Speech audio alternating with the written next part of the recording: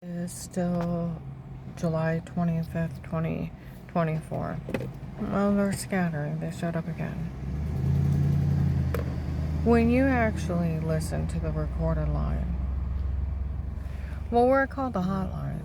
I've done the statement a million times, it feels like it. I call the hotline, I'm scared out of my mind, crying. Giving them witnesses of Katie leaving threats on my life and them all that, and then the police reports of the attempts.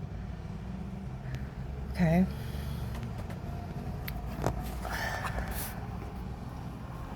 Next day I wake up and I can't hardly wake up and I'm crying, rivers of tears running down my face, and I'm wiping. I kept saying I can't. Phone's ringing because they said we'll have an agent call you back. The next day the phone's ringing. Family's so drugged up I can't wake up. All the way. Phone's ringing, I can't. Let it go back to voicemail, wiping my face. Wake up later, have to hold on to the wall, staggering to the bathroom, to the kitchen to get something to drink and use the bathroom, got back in bed, listen to the voicemail, this is agent, call me back. I can't. And I fall back to sleep. Second day, I'm not much better. Third day, I'm sitting on the front porch. What's wrong with me? I feel drunk and I don't drink. Got enough air in my face, and one of my witnesses, I called her. And I said, would you witness for me? Where's Karen? I'm scared for you. Go out and get her card, put that agent's number in from the voicemail. Go up to, down to the mall. Her manager put it in her locker. Went up to Apostolic Church of Barberton. Paul Paymer got in Dave's face. My God, I had an FBI agent in my office. He's right there. I walk off real quick while he's still screaming. How dare you bring the FBI up here with threats on her life? Women walk up. He knows she's being drugged, being raped. I have bruises all over me. I told you. By the second week I was up there, I almost collapsed outside in front of the neighbor. Come running over. Are you okay? I'm a nurse. Can I help you? I said, I don't know what's wrong with me. My heart's racing through my neck. I got marks on me I can't explain. And here I've been drugged and beat and raped in my own home.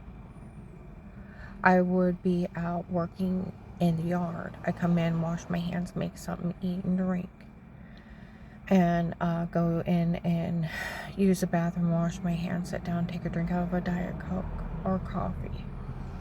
Room would go dizzy and black, wake up for hours later. So dizzy I couldn't sit up, and I'd run for the bathroom throwing up. I'd have marks on me. I don't remember bringing my arm or leg. And the well water looked like poop water till we got the water treatment system. Brought in water to drink and cook with, but I had to wash my hands. I had to take a fast shower. And I thought maybe I had E. coli or something in it. And it was making me sick, killing me. I'd come out and take a drink in the room and go dizzy and black. It was a Diet Coke or coffee. Wake up with bruises, throwing up, heart racing, almost passing out, and my personal area got so swollen I couldn't hardly pee. Wake up with marks that look like injection marks, and the same thing. I had orange, lemon, grapefruit sized bruises all over me. My personal area is so swollen I can't hardly pee. I'm going to Altman Family Physicians. I don't know what's wrong with me. I got all these marks. My muscles are killing me. Did you fall? No, maybe you're coming anemic. We'll get you some muscle relaxers for the pain and iron pills. My head's killing me. I almost passed out, including in front of the neighbor. We'll get you some for headache. And I said, I've been throwing up. And I said, my personal area, I know the well water's dirty. I can't hardly pee, it's so swollen. Here I'm being drugged, being raped. They're fake sodium pentothal reports, amnesia drugs. They didn't even research the lie. It's been outlawed since 2011, and you lie under it. It's like them saying the anthrax to make me lie. Amnesia drugs, date rape drugs, just sleepwalking. They had LSD in the 60s, 1960s. Hippies would take it, walk around hallucinating. They have all kinds of drugs now that make you sleepwalk. Everybody knows that. Dave told Nanny he hired Pete on his own, and it was Pete doing everything. Pete confessed. July 8th, 24, 9:10 in the morning, Altman Hospital Billing Department. What the fuck was they? That's where I worked in banks and loan companies. Somebody shows up with a badge. You call the manager or the main office, they don't get nothing. They have a court order, you gotta call the police department and verify. Because why? There's people fishing for information and scammers. He's in there. I called and I ordered those men to come here. I paid for them to show up. I paid for them to do all those things to her. I paid for all those people to do all those things to her. And I paid for people to follow her around.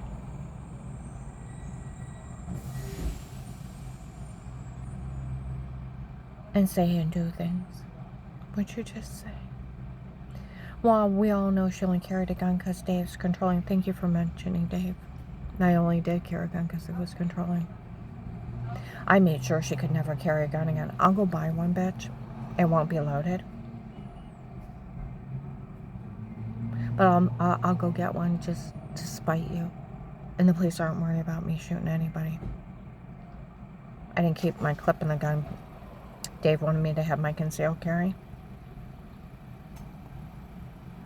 He wanted me to carry a gun, so I didn't carry a clip in it. Put it in another part of my purse. Like they said, you don't have it in you to shoot anybody. That's why you won't carry a clip in a gun.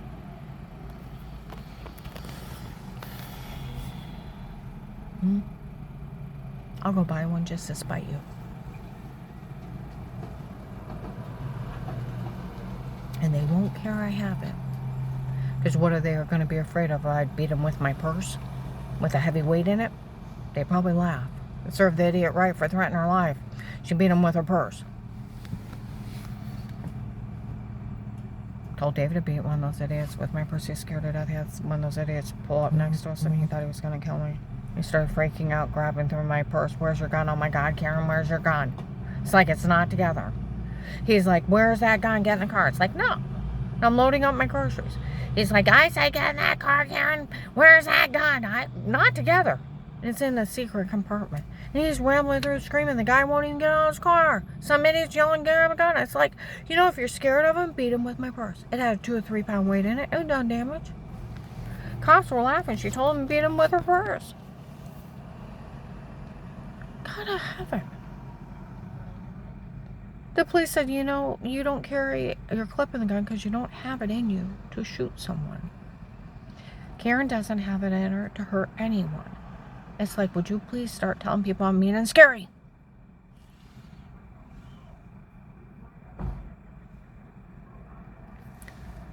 Yeah, that idiot. We don't have to worry about her going around shooting people. They were never afraid of me shooting people. July 8th, 24, 9:10 in the morning, Altman Hospital Billing Department. Some guy showed up Tuesday and said they know who he is. Well, he's big enough in the cartel to order those men to come here. He's rich enough to pay for them to have somebody drugged, beaten, raped, their skull crushed in, tortured, and he's the one ordering all this. He's the one claiming he's Karen's will. He is not my will. Get it?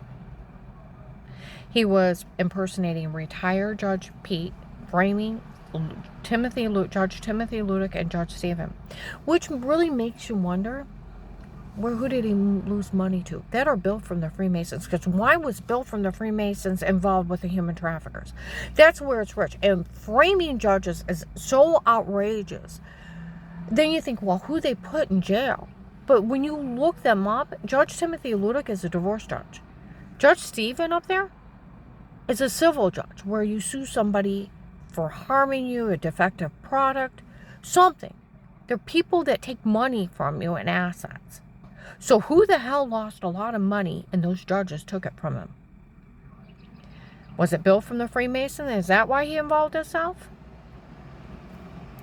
Because someone did, and they held finances, and they got even with those 2 judges. They went under investigation for being human traffickers. And a retired Judge Pete.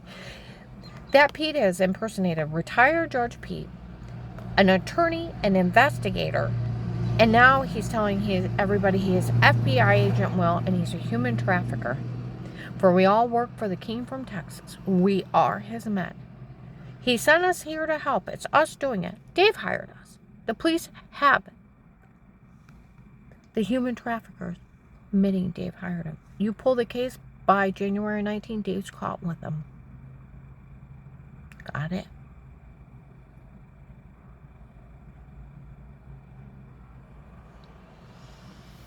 He's a drug lord. He hired a drug lord. You got one of the top men confessing, like that guy said in Golden Corral on Tuesday. They know who Pete is now. The one where Dave told Danny he hired Pete on his own. It was Pete doing it to me before. Pete and his men. You got the human trafficker. The case is solved if you go get him. And he's not giving you cases money. He's giving you money from the women and children he sold for murder. You're taking blood money off of a child that was sold for a sex slave and was butchered into pieces. You're taking fucking blood money from him. Like my friend from the prosecutor's office, human trafficking is $1 billion business a year. Now I want you to think, where those women come up, he knows she's being drugged, beaten, raped at Apostolic Church of Barberton. I have bruises all over me.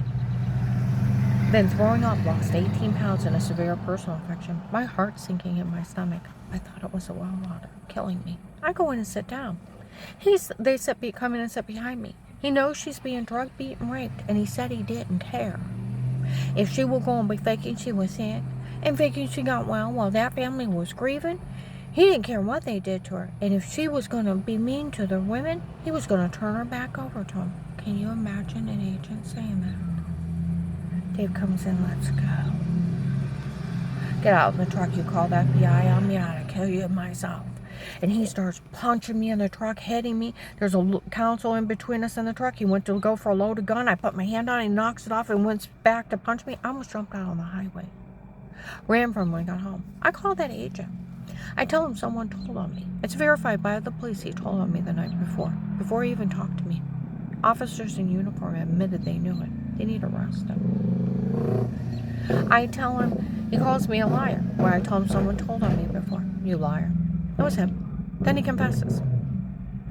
And we're on a recorded line. I tell him about the guy that threatened to knife me at Giant Eagle. He calls me a liar.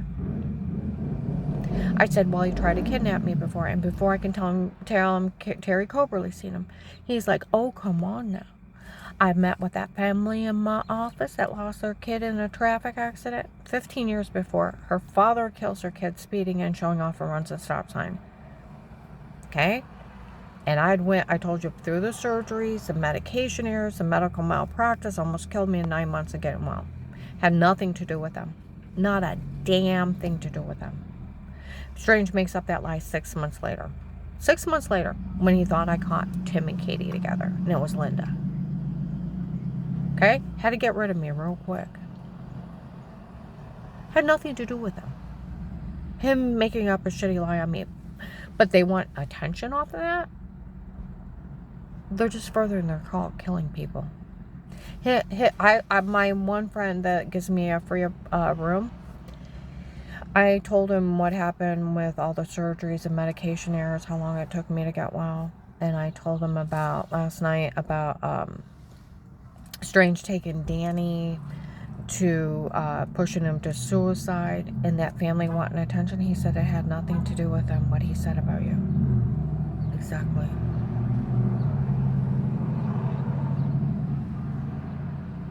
It's 6 months later and Strange makes up a shitty lie on me. Has nothing to do with her father murdering her kid.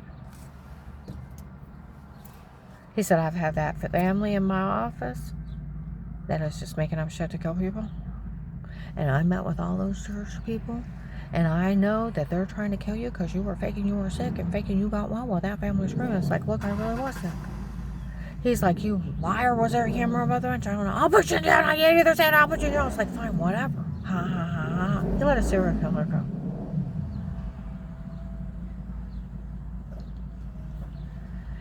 He's like, no, I want you to say you were faking you were sick. Well, that's absolutely ridiculous.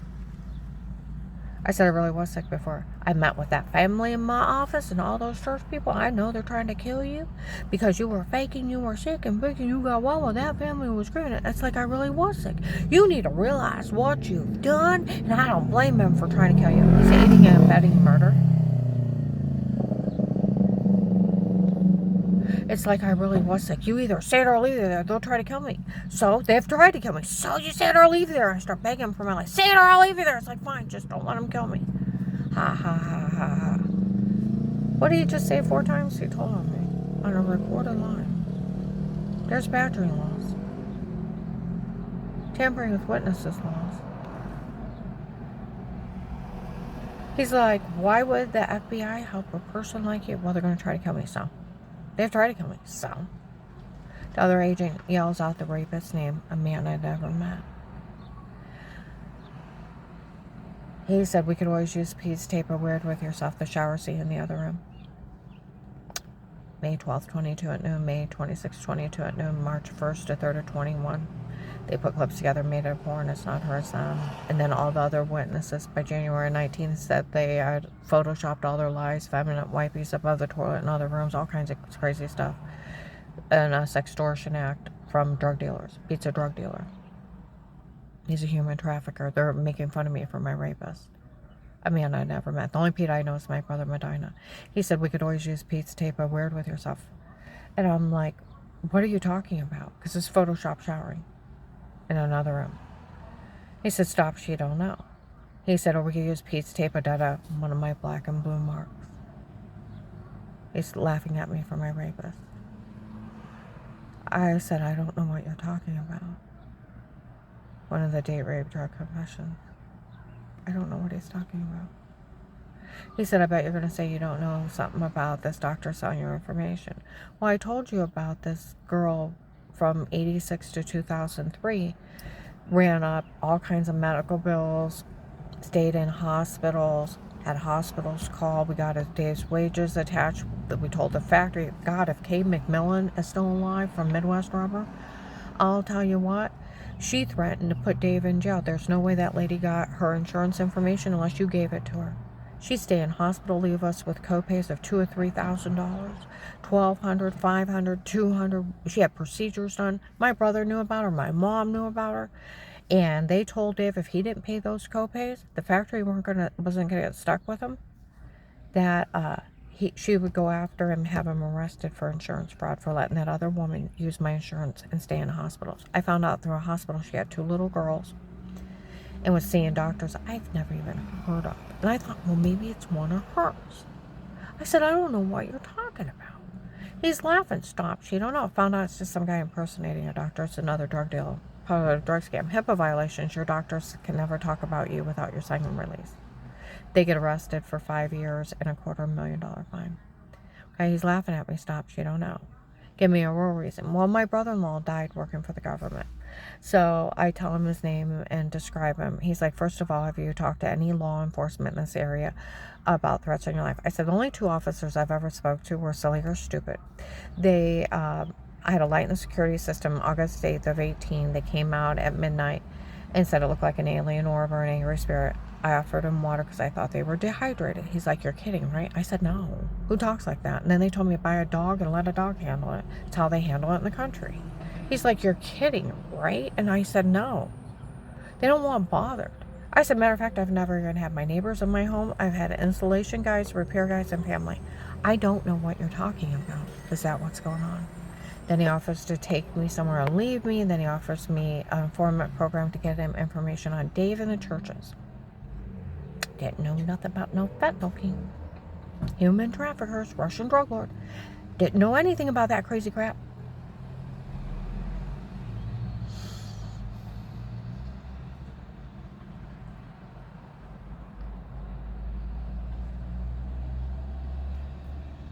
Okay?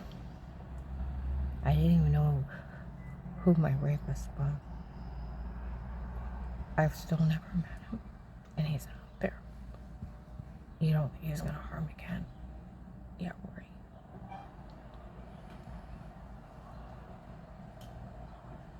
Okay? He offers me the informant program. I can get you information on David the churches. Katie's bringing them all to 3 people. It's just her trying to kill me. It'll last a few weeks, and he offered me $5,000 a month. Open an account today. You'll have a life of peace as an informant. Nothing legally dated against you ever again for working in this case. Even when you tell, we'll always put it back as if it never happened. You can't be legally charged for anything again for working this case. And you'll have that money to live on. Admit to no wrongdoing, and I'll take care of everything in the end. But if you try to tell someone unless you're crazy and no one will help you, 14th Amendment, you cannot withhold protection. You can't seize somebody's money. First Amendment, it takes a judge to put a gag order on you. I've talked to criminal attorneys, prosecutors' office, and police out this area. He was only bullying you. You don't have that kind of authority. He can't even ask you to stay quiet. He's just a higher police officer. He's just bullying you.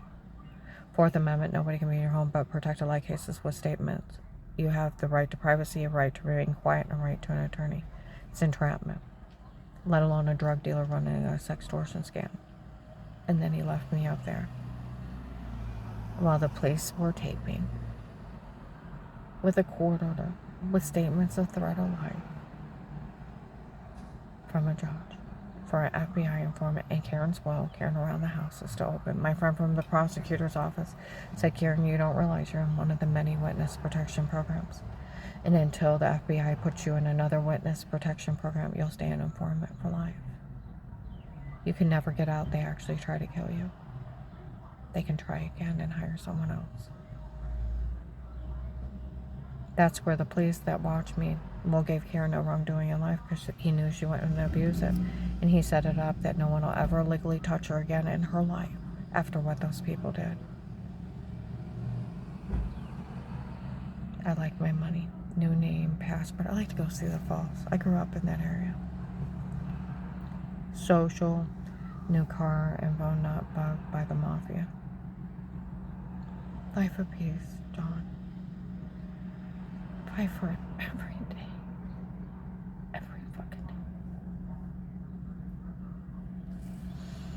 day. The things you take for granted, walking out of your house not being afraid,